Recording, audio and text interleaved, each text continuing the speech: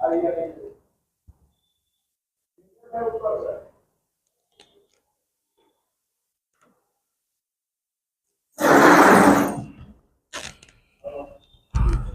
हैं आप सभी? आशा करते हैं कि आप लोग बहुत अच्छे होंगे। और आज सी टेट का पहला क्लास शुरू होगी। सी टेट, इसके बारे में बहुत सारे, प्रणाम सर, ठीक है, इसके बारे में बहुत सारे लोग विद्यार्थी जान रहे हैं। 8 अगस्त फोन बंद था आपका सर। सीटेट का क्लास है। सीटेट के बारे में जानिए कि सीटेट क्या होता है। लगा दीजिए था। सीटेट क्या होता है, और इस बार रिजल्ट भी अच्छा रहा सीटेट का, है ना। शायद आप लोग पास किए होंगे। कुछ विद्यार्थी 1 नंबर से छूटे हैं, कोई 2 नंबर से छूटे हैं, कोई 3 नंबर से छूटे हैं। बहुत सारे विद्यार्थी जो यहाँ पढ़ते थे, जो यहाँ नहीं पढ़ते थे, और भी बिहार में, सभी लोग से जब वार्तालाप कर रहे हैं तो पता चल रही है कि सर हम 1 नंबर से चूक गए, कोई बोल रहे हैं 2 नंबर से चूक गए, कोई बोल रहे हैं 3 नंबर से चूक गए। कोई बात नहीं, चलिए टेंशन नहीं लीजिए। नवादा का एडीजी, आईएएस एकेडमी और सुपर 30 2 संस्थान है मेरा। सबसे पहले परिचय कि एडीजी सुपर 30 जो सिविल सेवा और शिक्षक की तैयारी स्पेशली कराते थे राजेंद्र नगर में, अभी इसको कन्वर्ट करके आईएएस एकेडमी कर दिया गया। तो सीटेट का क्लास में सबसे पहले मैं बता देना चाहता हूं आप लोग को, जितने भी हमारे यहाँ नए एस्पायरेंट्स हैं, जो कभी दिए हैं या नहीं दिए हैं, जो फ्रेश स्टूडेंट्स हैं, तो जो फ्रेश स्टूडेंट्स हैं उसके लिए 3 माह तो एकदम कंप्लीट, 3 माह में ये कंप्लीट हो जाएगा जो फ्रेश है। और जो पढ़ लिए हैं थोड़ा बहुत ज़्यादा, उसमें थोड़ा कंफ्यूज होते हैं वो ज़्यादा, इसके लिए थोड़ा सा उसके लिए 4-5 महीना समय लग जाता है। क्योंकि कुछ लोग, क्योंकि यहाँ आने के बाद जैसे ही बोर्ड पर लिखा हुआ है, तो इस बोर्ड पर पहले मिटाएंगे तब लिखेंगे। तो आपने क्या पढ़े, क्या नहीं पढ़े, क्या पढ़ा, क्या बनाने का तरीका है आपको, मुझे नहीं मालूम, लेकिन कोशिश करूँगा कि आपको समझ में आएगा। सिर्फ आपको यह दिमाग नहीं लगाना है कि वो ऐसे था, सिर्फ मीनिंग का अर्थ समझना है कि इस मीनिंग का अर्थ क्या होता है।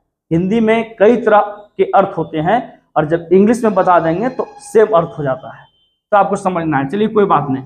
तो देखिए, सबसे पहले सीटेट का सिलेबस आप लोग सभी जानते होंगे। क्या क्या जानते हैं? सिलेबस क्या है यह सब जानते हैं, है ना। पेडागोजी जिसको बोलते हैं, पेडागोजी है ना, जिसको बोलते हैं सीडीपी, चाइल्ड डेवलपमेंट साइकोलॉजी, यह आपका 30 मार्क्स का आता है। कितने न का? 30 मार्क्स का आता है। लैंग्वेज 1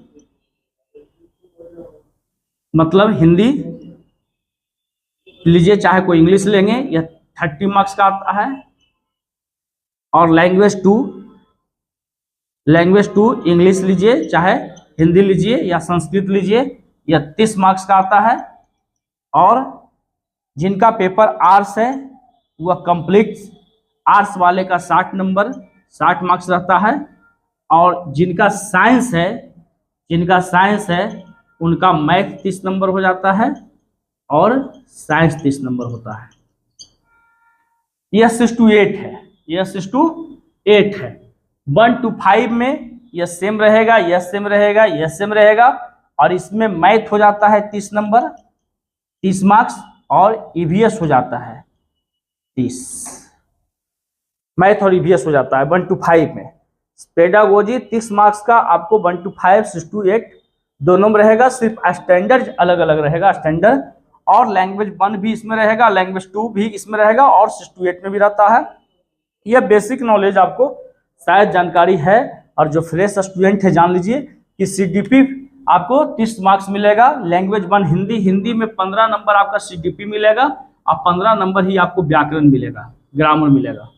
15 नंबर इधर ग्रामर मिलेगा और 15 नंबर इधर इसका सीडीपी मिलेगा। ठीक उसी प्रकार सभी का साइंस में भी है, तो आपका 30 नंबर में आपका 15 नंबर सीडीपी रहेगा साइंस का, है ना। साइंस का प्रकृति रहेगा, अर्थ रहेगा, है ना, हिस्ट्री रहेगा साइंस का, साइंस की शुरुआत कहाँ से हुई, कैसे हुई है, साइंस को में बच्चों को जोड़कर कैसे पढ़ाना है, तो इस प्रकार से आपका रहेगा।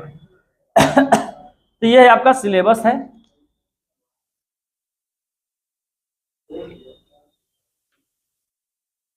आपको शायद सब जानकारी होगा सिलेबस का विशेष रूप से, है ना।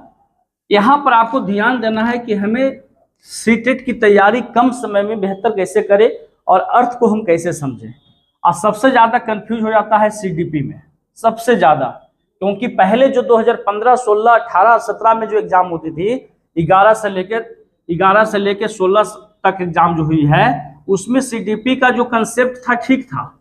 सीडीपी का कंसेप्ट बहुत अच्छा रहता था, है ना, क्योंकि हमेशा कभी कहीं ना कहीं वो टर्म एंड कंडीशन जो था, क्वेश्चन का जो पैटर्न था, वो हमेशा आते ही रहता था, इससे आएगा तो आएगा। लेकिन अब का जो क्वेश्चन आने लगा है वो तथ्यात्मक रह गया है और बहुत तरह की तर्क से भरे हुए स्टेटमेंट की तरह रहता है। आपको समझना है, यानी अंडरस्टैंड पर आधारित है, अंडरस्टैंडिंग पर आधारित है। अंडरस्टैंडिंग आपका नहीं है, कमजोर है, वीक है तो नहीं बनेगा, अगर अच्छा है तो बन जाएगा, तो इस ध्यान देना है। तो सीडीपी में सबसे पहले बाल विकास की अवधारणा, बाल विकास की अवधारणा एवं अधिगम से संबंध, ये आपका ये क्वेश्चन बहुत, इससे कई तरह के क्वेश्चन आते हैं और ये जानकारी आपको होना चाहिए। ठीक उसी प्रकार से फिर अधिगम पढ़ना होगा इसमें, है ना। उसके बाद अभिप्रेरणा पढ़ना होगा, अभिप्रेरणा। इसके बाद व्यक्तिगत विभिन्नताएं पढ़ने होगा। उसके बाद बुद्धि, उसके बाद चिंतन, उसके बाद व्यक्तित्व, उसके बाद रुचि, अभिरुचि, है ना, ये हो गया। इसके अलावा आपको पढ़ना है समावेशी शिक्षा। इसके बाद पढ़ना है एनसीएफ 2005, राष्ट्रीय शिक्षा नीति, नया नीति 2020, यह भी पढ़ना है आपको। इसके साथ पिछड़ा बालक, विशिष्ट बालक, स्पेशल पढ़ना है।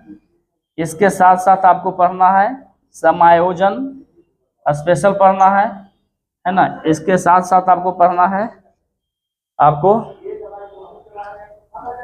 ये हो गया 8, 9, 10, 11 और 12, ठीक है। और भी है ना, कुछ नया चीज पढ़ना है आपको। और करिकुलम पढ़ना हो गया, करिकुलम, समावेशी शिक्षा हो गया, पिछड़ा बालक, विशिष्ट बालक हो गया, समायोजन हो गया। और भी है, दिमाग में थोड़ा सा एक दो छूट रहा है। तो आपको देखिए 12 से 13 लेसन पढ़ना है, 13-14 लेसन पढ़ना है बस 2 महीना में, यानी कि एक लेसन 3 दिन में समाप्त, है ना, 3 दिन में समाप्त। 15 है तो 15 45 दिन में ये समाप्त हो जाता है। और मुख्य रूप से आपको इसमें समझना क्या है कि सीडीपी तो देखिए सब लोग पढ़ते हैं, आप भी पढ़ते हैं, है ना, बहुत सारे शिक्षक पढ़ाते भी है और सबका पढ़ाने का ढंग अलग अलग होता है। लेकिन इसको अगर एक बार में समझ जाइएगा, ये चाइल्ड डेवलपमेंट साइकोलॉजी को अगर समझ गए, चाइल्ड डेवलपमेंट साइकोलॉजी को समझ गए, तो समझिए कि आप सीडीपी बना दिए। सीडीपी ज्यादा हार्ड चीज नहीं है, समझे, यह बहुत आसान चीज है, सिर्फ इसका कंसेप्ट को समझना है।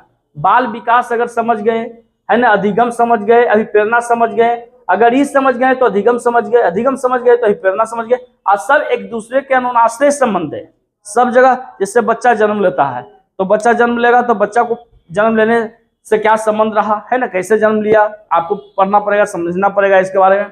फिर जब जन्म लेते हैं तो बाहरी वातावरण में क्या उसको इफेक्ट करता है, तो ये सब चीज आपको समझना है ना। बच्चा जब जन्म लेगा तो अधिगम वो सीखेगा ही, सीखेगा कैसे, जब उसके अंदर शक्ति रहेगी, अभिप्रेरित रहेगा, प्रेरित रहेगा। तो फिर बच्चा जन्म लेता है तो कई सारे विभिन्नताएं होते हैं, है ना। फिर बच्चे में बुद्धि आता है, फिर चिंतन होता है, फिर उसकी पर्सनालिटी है, फिर रुचि अभिरुचि के बारे में जानना चाहता है, समावेशी शिक्षा। तो ये आपको जोड़ के पढ़ाया जाता है। इसकी कंसेप्ट है, कहानी है, कहानी की तरह अगर आप पढ़ेंगे, स्टोरी की तरह पढ़ेंगे तो निश्चित ही कि सीडीपी आपका डेवलप करेगा, है ना। समझना है कि बाल विकास की धारणा एवं अधिगम से संबंध क्या है ना। बाल विकास, है ना, बाल विकास, देखिए बाल विकास पढ़ेंगे और यहाँ पर बाल मनोविज्ञान, समझिए मनोविज्ञान। अब यहाँ पर समझना है कि मनोविज्ञान क्या है, फिर विकास क्या है, फिर बाल तो दोनों ठीक है, चाइल्ड हो गया। लेकिन यहाँ पर विकास आया फिर मनोविज्ञान, तो जब मनोविज्ञान पढ़ेंगे है ना, तो फिर यहाँ पर विकास पढ़ेंगे, जब विकास पढ़ेंगे तो इसके साथ वृद्धि पहले पढ़ेंगे, है ना, वृद्धि और विकास, वृद्धि जब जहां होगा वृद्धि वहां ही विकास होगा, है ना, तो उसके बाद फिर मनोविज्ञान पढ़ना है। तो यह कंसेप्ट है, क्योंकि इसी में अगर 20 से 25 दिन लगता है, 20 से 25 दिन इसी में लगता है, 3-3 दिन में तो समाप्त हो जाता है, 20 से 25 दिन में अगर बढ़िया से पढ़ोगे तो बाल विकास की धारणा एवं अधिगम से पहला चैप्टर जहां समझा वहां पर निश्चित है कि सीडीपी क्लियर हो जाएगा। जब हम पढ़ाएंगे तो आपको बहुत मन लगेगा, ठीक है ना। बाल विकास की पढ़ना है, बाल मनोविज्ञान पढ़ना है, फिर इसकी विशेषताएं पढ़ना है, फिर प्रभावित करने वाला कारक पढ़ना है ना, कई सारे अवस्थाएं पढ़ना है। तो बालक का कई सारे अवस्था होता है ना, गर्भावस्था होता है, बाल्यावस्था होता है, किशोरावस्था होता है ना, वृद्धावस्था होता है, प्रौढ़ावस्था होता है, तो कई सारे अवस्थाएं पढ़ना। तो इसी यानी कि बालक के बारे में जानना है, बालक के इतिहास के बारे में जानना है यस इसमें। फिर उसके बाद जब अधिगम हम पढ़ाएंगे, अधिगम देखिए मनोविज्ञान के भाषा में इसको बोलते हैं अधिगम, लेकिन इसको हिंदी की भाषा में बोलते हैं सीखना, यानी कि सीखना क्या होता है, लर्निंग क्या है, इंग्लिश में बोलते हैं इसको लर्निंग, है ना, लर्निंग बोलते हैं, लर्निंग मतलब सीखना। और मनोविज्ञान के भाषा में अधिगम, जब बच्चे बड़े होते हैं, है ना, जब बच्चे पेट में होते हैं तभी से सीखते हैं, ऐसा नहीं है, पेट में ही होते हैं। इसका प्रत्यक्ष उदाहरण है आपका अभिमन्यु के बारे में, माँ के गर्भ से ही कुछ न कुछ सीखे। तो सीखने की जो प्रक्रिया होती है दो तरह से होते हैं, एक औपचारिक सीखते हैं, एक अनौपचारिक सीखते हैं। यानी कि कहीं एक क्लासरूम में जैसे बैठ कर भी आप सीख रहे हैं, और उसके बाद कहीं एक पेड़ पौधा के पास भी सीखिएगा, तो ये आपको कई तरह के सीखने। अभिप्रेरणा मिलता कहाँ से, प्रेरित होते कहाँ से है, इसके बारे में पढ़ना। व्यक्तिगत विभिन्नताएं, यानी एक ही घर में अगर 2 बालक है एक ही माँ के पेट से, तो दोनों एक जैसा नहीं, अलग अलग है, क्लास में ही है तो बच्चे अलग अलग है, कोई काला है तो कोई गोरा है, तो कोई पढ़ने में तेज है तो कोई, यानी व्यक्तिगत विभिन्नताएं होती हैं। तो ये क्या है, इसके बारे में जानना है। बुद्धि है, तो हर मनुष्य के पास सेम बुद्धि नहीं होती है, कोई किसी का IQ 80 है, किसी का IQ 90 है, किसी का 110 है, किसी का 120 है। तो कौन सा बुद्धि है, समान बुद्धि वाले बालक हैं कि विशिष्ट बुद्धि वाले बालक है। उसी प्रकार से चिंता और चिंता अलग है और चिंतन अलग है, जो कहीं ना कहीं हम लोग चिंतन करते हैं। व्यक्तित्व यानी पर्सनालिटी के बारे में जब आप पढ़ेंगे तो इसमें भी कई तरह के पर्सनालिटी देखने को मिलेगा। ऐसे तो कहा जाता है कि पहनावा और हवा ही मेन पर्सनालिटी नहीं, पर्सनालिटी को व्यक्तित्व शरीर से बांटा गया है कि कई तरह के शरीर में, जैसे कोई मोटा आकार की आकृति वाले होते हैं, कोई पतला होते हैं, है ना, कोई इंट्रोवर्ट होते हैं, कोई एक्सट्रोवर्ट होते हैं। कई तरह के व्यक्तित्व आपको जो मिलेंगे, जो है आपको बताएंगे आगे चल के। रुचि अभिरुचि, आपको इसके बारे में समझना है। समावेशी शिक्षा है तो इसके बारे में भी आपको समझना है कि मान लिया स्कूल में जो भी शिक्षा दे रहे हैं, जैसे क्लास में जो शिक्षा पढ़ रही, तो कैसा शिक्षा हम प्रदान कर रहे हैं, तो समावेशी कर रहे हैं, इसको बोलते हैं इंग्लिश में इंक्लूसिव एजुकेशन। फिर NCF के बारे में पढ़ना है ना, 2005 क्या कहता है, फिर 2000 राष्ट्रीय शिक्षा नीति क्या कहता है, 2020 क्या कह रहा है। पिछड़ा बालक और विशिष्ट बालक के बारे में जानकारी लेना है। पिछड़ा बालक, विशिष्ट बालक, समान बालक, की सब आपको पढ़ना पड़ेगा, कास्टिज्म नहीं, यानी आपको पढ़ना है कि बालक के बारे में, समायोजन के बारे में बताना है, आपको समायोजन के बारे में पढ़ना है। तो अगर ये कंसेप्ट समझ गए तो निश्चित है कि CDP 30 में आपका 28 नंबर आपका आएगा। समझ गया ना। तो हम लोग क्या करेंगे, कल से इसको हम चर्चा करेंगे। अभी मुख्य रूप से सिर्फ ब्रीफ्स दे रहे हैं, आपको समझा रहे हैं, है ना।